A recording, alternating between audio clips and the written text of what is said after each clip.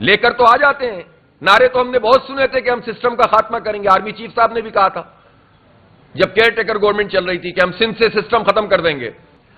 اور ایک مرتبہ پھر پیپلز پارٹی اپنے آپ کو جمہوریت کی ایسے دعوے دار کہے گی. نورا کشتی لڑتے رہتے ہیں نون لیگ اور پی پی, ٹینیور پورا کرتے ہیں, مزے پورے کر رہے ہیں, انجوائے ٹھیک طریقے سے کر رہے ہیں, اور بیان ایک دوسرے کے خلاف دیتے رہیں گے. یہ کرو, یہ نہیں کرو, یہ کرو, نہیں کرو. آخر میں آ کر ترمیمیں پوری کرتے ہیں, ایکسٹینشنیں پوری طرح سے دیتے ہیں. مزے سب, عیاشیاں سب کی لگی ہوئی ہیں, اور جہاں موقع ملتا ہے وہاں پر عوام کے مینڈیٹ کی توہین کرتے ہیں. یہ بات یہ ہوتی ہے کہ اب حکومت کا کام بھی وہ لوگ کرتے ہیں کہ جو حکومت کو لے کر آتے ہیں, اس لیے کہ فارم 47 پہ جب آپ لائیں گے تو سارے کام کرنے پڑیں گے. اب جن کو یہ کام کرنے پڑے ان کا تو یہ ایکسپیرینس نہیں ہوتا.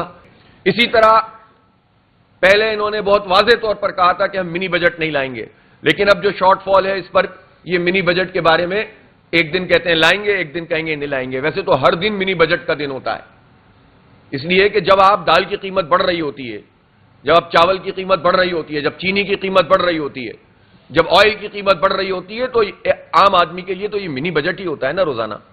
اب یہ کہتے ہیں کہ پچھلے سال کے مقابلے میں اس مہینے میں چونکہ 20 روپے کے بجائے صرف 18 روپے بڑھے ہیں تو لہذا مہنگائی کم ہو گئی ہے. یہ بھی ایک دوسرا جھوٹ ہے.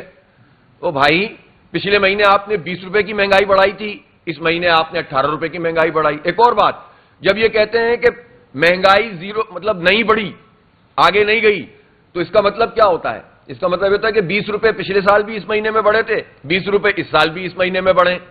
تو یہ جو لوگوں کو اعداد و شمار کے گورکھ دھندے سے بیوقوف بنانے والا عمل ہے, اس سے معیشت بہتر نہیں ہوگی. معیشت آپ کی پالیسی سے بہتر ہوگی, معیشت آپ کے اللہ تللے ختم کرنے سے بہتر ہوگی. معیشت کا مطلب یہ ہے اس سال 21% انتظامی اخراجات گورنمنٹ زیادہ کر رہی ہے, اور آپ کو معلوم ہے کہ 5 ارب روپے 1087 گاڑیاں خریدنے کے لیے رکھے گئے ہیں جو دیے جائیں گے سرکاری افسروں کو. ان حالات میں کہ جب لوگ مر رہے ہیں, 40% لوگ خط غربت سے نیچے زندگی گزار رہے ہیں پاکستان میں, 10 کروڑ لوگ, اور اس میں آپ افسران کے لیے 1087 گاڑیاں خریدنے کے لیے تیار ہیں.